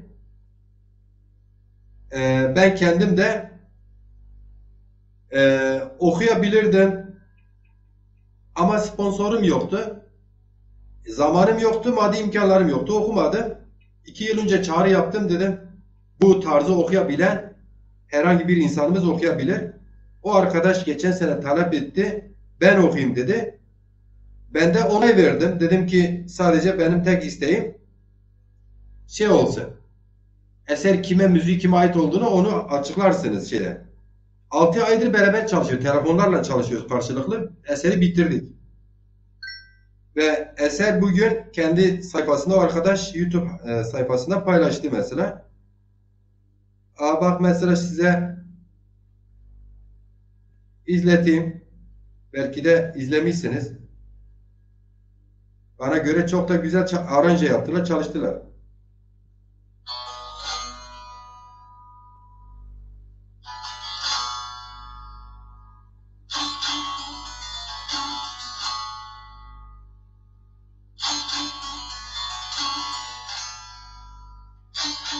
Yani neyse, isteyen, ben paylaşmışım sayfamda, yapabilir, merak edenler izleyebilir. Yani biz de böyle bir durumdayız. Dezeme, yani Zaza Mahmut.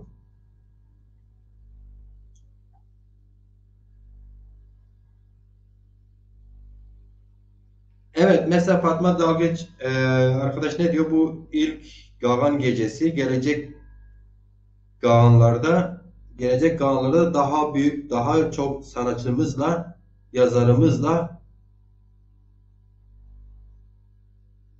kutlama umuduyla, evet. Yani şimdi mesela birden fazla gece yaparsak Mahmut arkadaşım, yine Fatma arkadaş, diyelim ki Antalya'yı da bitirdik, Elazığ'da da planlamıştım ya, yapamıyorum işte. Niye? Çünkü sponsor bulmak zor. Kendim de samimi arkadaşlar, benimle diyalogda olan arkadaşlar bilir, kendim de bir yere kadar yapabildim. Bazı Sami arkadaşların desteğiyle bunu yapabildim. İkincisini yapamıyorum. Yani e, benim maddi imkanlarım el vermiyor. Aynı kişilerden sürekli destek beklemek de hem mantıklıdır hem ahlaki değildir. Dolayısıyla mesela diyelim ki şimdi birileri çıksa dese ki Aziz Ziron yolun açıktır. Ben Elazığ Gahın Gecesi'nin sponsorluğunu ben üstlenirim ya da biz 5 kişi biz üstleniriz derse ben gider Elazığ'da gece gündüz çalışır orada da yaptırırım. Ondan sonra da deseler sen bu işi yapıyorsun arkadaşım hak ediyorsun yardımı gel sen Bingöl'dekini de yap biz farklı 5 kişi buluruz sponsorluk yapsın. Ondan sonra Diyarbakır'ınkini yap, Dersim'inkini yap. Yaparım. Gece gündüz eğer ki ben size hizmet etmesem, bu dile hizmet etmesem, bu nefes aldığım müddetçe öbür gün Allah canımı alsın. Ben varım. Ama benim de gücüm bir yere kadar. Sabçaka Bey, şon tıkırım dezap. Çok hazır Mario gani program dero var.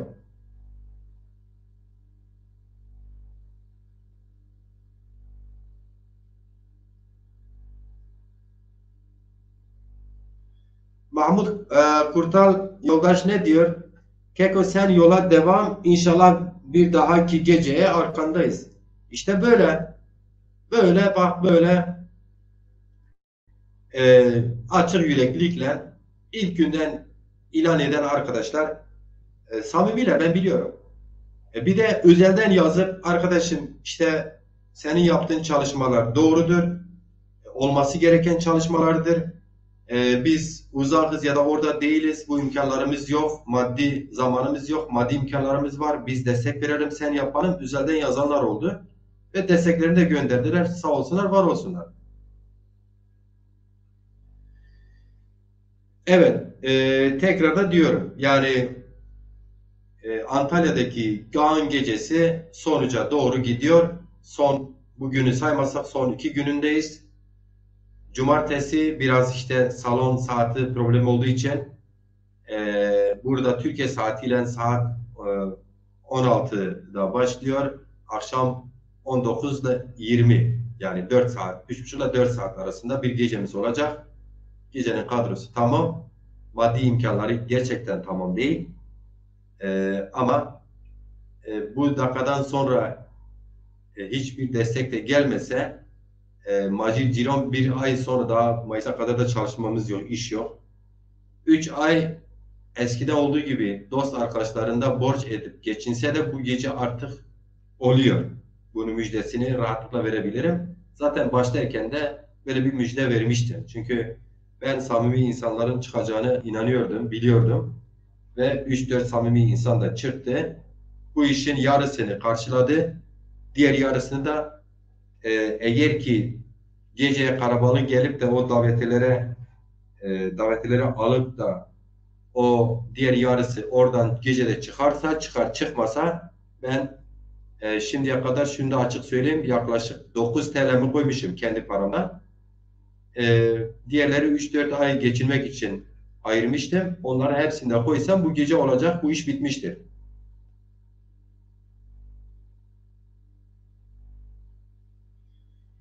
Mahmut Kurtal diyor ki bu gecede beni İsmail Baytemur kardeşim beni temsil ediyor ve diğer geceye oradayız. Cansınız can her zaman. Gerçekten e, İsmail Baytemur İtalya'dan geldi. İstanbul'dadır. Yarın bir gün yola çıkar buraya gelir. O da gecenin şairlerinden. E, İsmail Baytemur bir tanedir.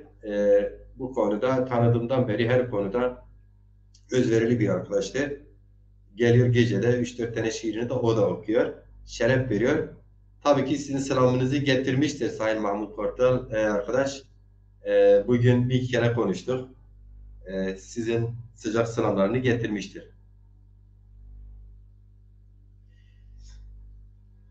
Ben de hol samçaka bay deza te çuva telefon me pides çuva te hazır te rona matura der müşteri ne kert te bu az dezet yo program ken a memone mar kelamo vajer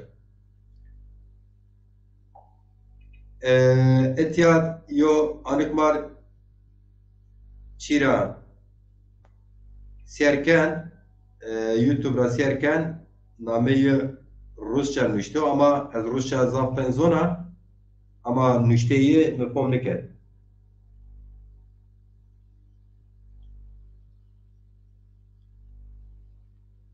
Samçaka ve Deza çok haklısın. Önümüzdeki yıllarda Gagan Festivali'ni organize edin. Dersim'de olsa çok daha güzel olur.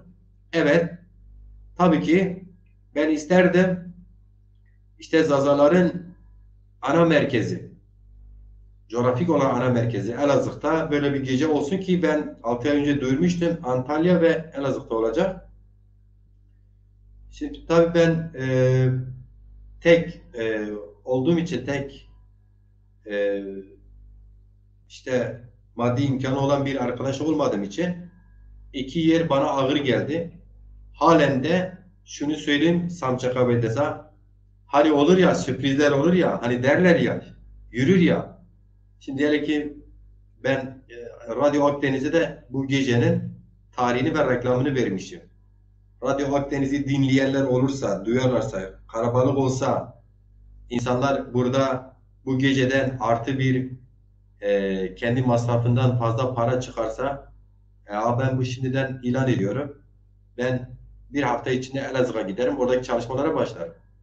Elazığ'da da biliyorsun bizim şeyimizde, bizim itikadımızda Gagan bu haftanın son ya bu en son haftasına başlıyor.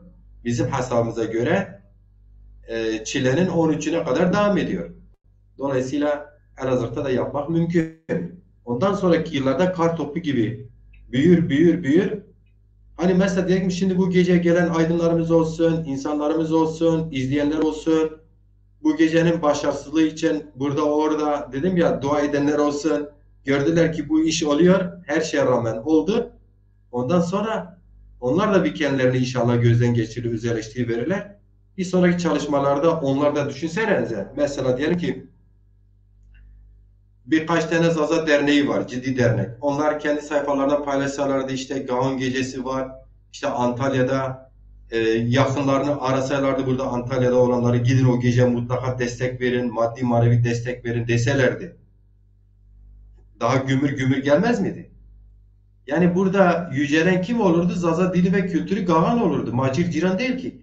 Ya Macir Ciran da bir yerde ismi öne çıkıyorsa çıksın. Adam hizmet ediyorsa. Şimdi sen gider yomyaran çalışırsın. Akşama tabii ki yani emeğin karşılığını beklersin. Şimdi benim burada bu gecede ismim öne çıkıyor diye endişe taşıyanlar ya endişe taşımayın. Macir Ciran valla siyasal bilgiler fakültesini bitirmemiş. Siyasete gelip sizin önderlik rolünüzü sizden çalmaz. Öyle bir niyeti de yok. Ya Macar Cihan vallahi sosyolog değildi. Sosyologunuzla yarış içinde değildi. Ama Macar Cihan dil bilimcisi de değildir. Ana dilini iyi konuşur ama dil bilimcisi değil. Gelip sizin dil bilimcinizle yarışacak hali yok. Ya Macar Cihan kadın da değil. Sizin kadınınızla şey yapacak, gölgeleyecek bir tarafı yok. Ya Macir Ciran işte John Hajo gibi ünlü bir sanatçı değil. Şivan Perver gibi ünlü bir sanatçı değil. Ne bileyim Mikail Aslan gibi ünlü biri değil. Güle Mayra gibi ünlü biri değil. Gelip sizi daraltacak bir şeyi de yok. Ya Macir Ciran dernekleri de yok. Sizin derneklerinize yarışacak. Macir Ciran bir şahıstır arkadaşım. Bir şahıs. Bir şahıs ama e, bir kurum gibi hareket eden bir şahıs. Emek veriyor, çabalıyor, mantığına uyanı yapıyor, doğru bulduklarını yapıyor, fedakarlığını yapıyor, zamanını ayırıyor, işinden gücünden oluyor bu işe zamanını ayırıyorsa bırakın da o da biraz böyle burada orada birkaç arkadaş yorum yapıyorsa lehte onlar da yapsın da o kadar da abartmayın ya. Ben sizinle yarış içerisinde değilim ki. Ben sizin rekabetçiniz değilim ki. Ya ben partinize ya da ben derneğinize alternatif bir şey yapmıyorum ki. Sizin yapmanız gereken bir şey ben yapıyorum.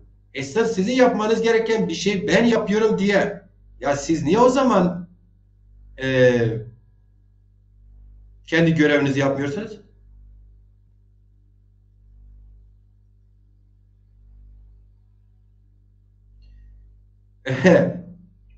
Benim gerçek ismim merak eden Murat Aran arkadaşım var.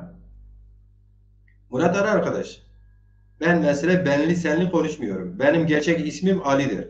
Soy ismim de Demirel'dir.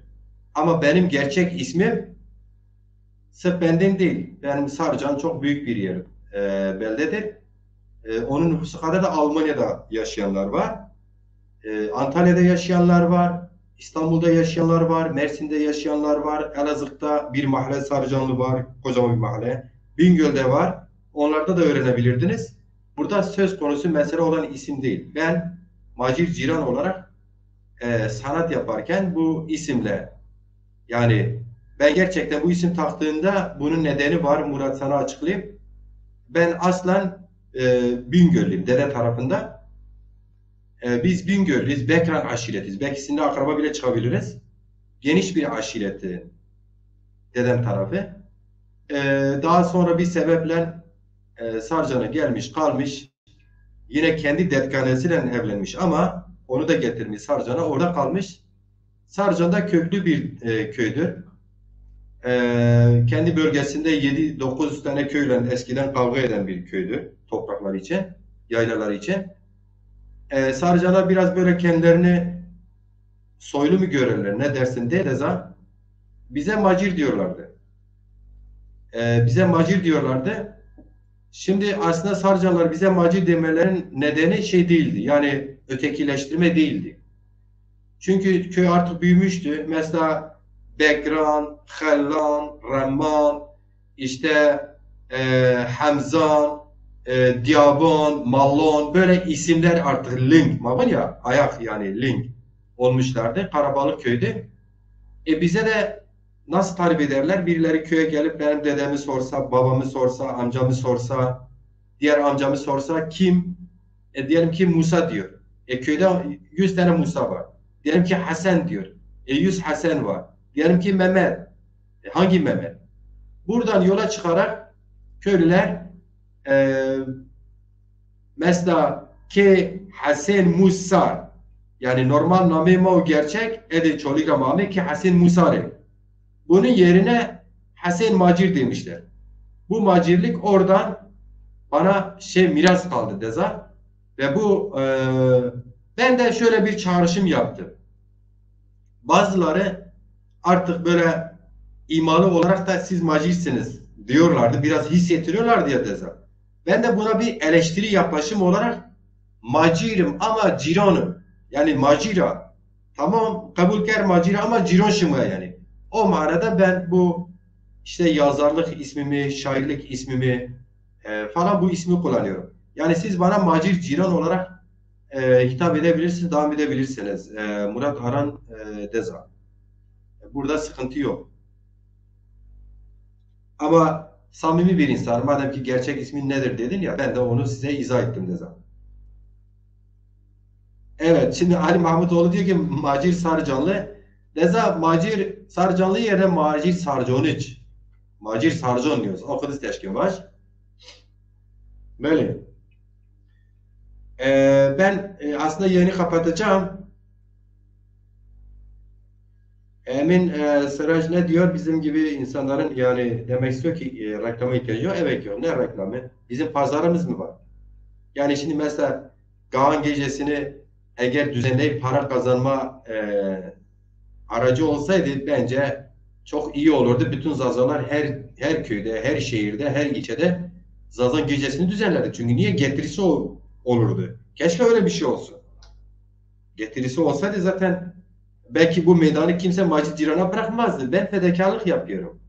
Dolayısıyla en zor döneminde yapıyorum. İnşallah ileride maddi getirisi olan bir gelenek olur da o zaman yaşar yani. Pazarı olur ya, yaşar. Biz yaşansın endişesiyle böyle bir gece düzenledik de zaten. Evet Murat Aran, ben sorunuza cevap verdim. Senin eğer bir şey söyleyeceksen söyle Deza. Söylemeyeceksen yayın sizi kırmadım. İzleyiciler vardı sual ediyorlar diye uzattım biraz.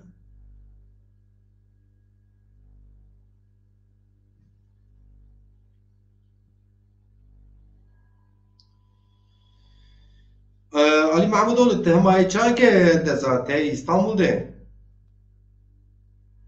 Hal şima ol inşallah selamet.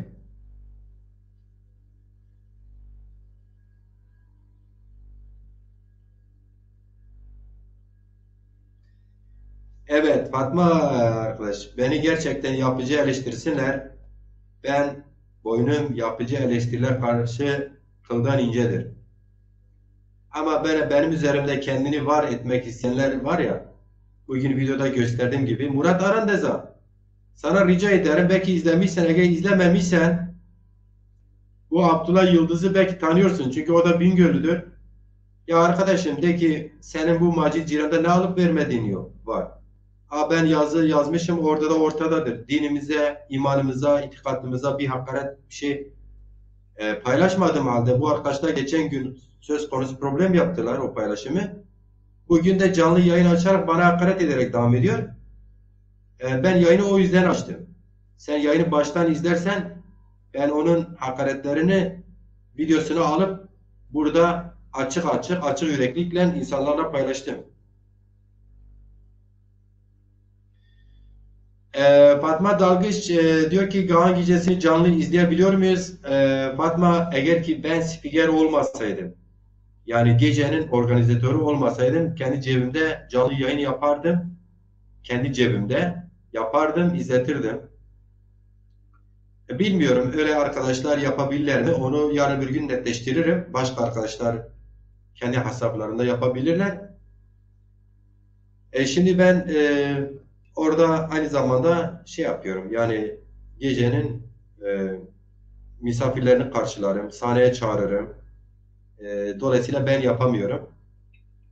Öbür tarafta diğer arkadaşlar da orada kurumun interneti çekmiyor. Ben denedim. Salonu başka sanatçı arkadaşlara göstermek için canlı çekmiyordu.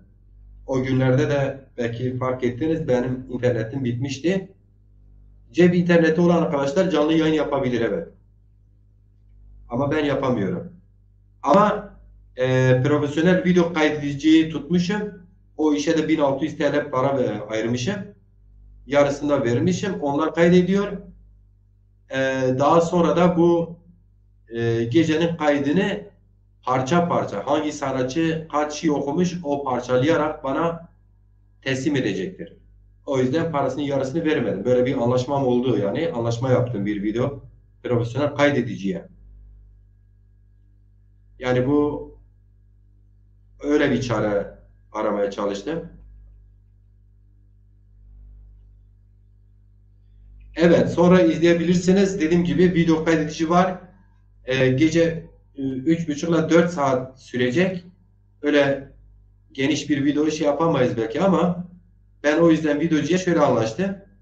Kardeşim önce videonu çek, sonra götür stüdyonda montajıyla fazla olanları ayır. Ben de gelir, ben montajda da kalmışım eskiden Avrupa'da, bilirim bu işleri az çok. Ben de gelir onların montajını yaparız, tek tek alırız. Ben tek tek sanatçıya onun sahne performansını ona geri göndereceğim. O da kendi YouTube kanalında mı, sayfasında mı, nerede paylaşacaksa yapar onu diye böyle bir sözleşme yaptım video kaydediciyle.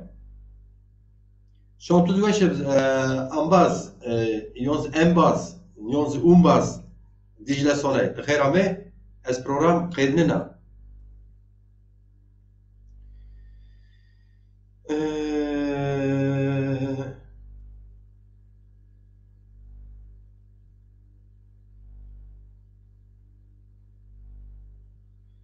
Bele. Şımap Kerupya ve Şıvarıp Murat Aran Ambaz ismimi, soy ismimi, gerçek ismi soy ismi ne diye sordu, merak etti. Ben de söyledim. Ondan sonra da yazmış işte sen önce gerçek isim ve soy ismini söyle sonra dedi konuşalım falan. Artık ben onu gerçeğini de söyle resmi olanı yani gerçek bana göre Macit Ciron'dur. Ondan sonra yorumu gelmedi. Yayında mı çıktı? Halen yazmaya devam ediyor falan diye bilmiyorum. Ama ben yayını kapattım. Çünkü uzadı gerçekten. Bir saat yapmak istemiştim. sizleri hatırı için, bazı sorulara cevap vermek için, yeni konuları açıklamak için uzattım. Yaklaşık 2 saate yaklaştı. Bir şiirle ben size veda edeyim. Bir şiir paylaşayım size ya da şarkı bulsa. Onunla size veda edeyim. Terk etmeyin. Zazaca bir şiir dinleyin, öyle gidelim.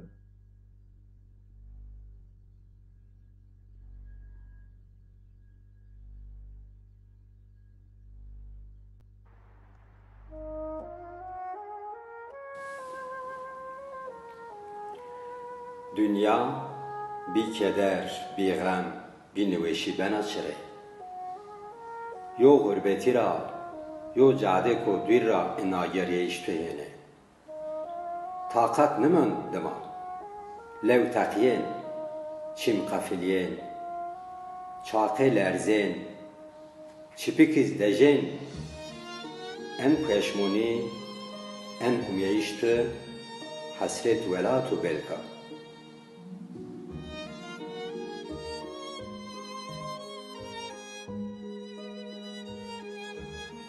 Dünya bir keder, bir gam, bir nüveşi ne ben açırı. Yo sarı ververdi ra, yo cade ko derg ra, en ageriye iştehene. Gecik ben sıpi, güeş ben kar, zon ben lal, miyonuz ben kız, ser yaren saronduma. En peşmuni, en ageriye işteh, vuslat ahiret o belka. Vuslat ahiret o belka.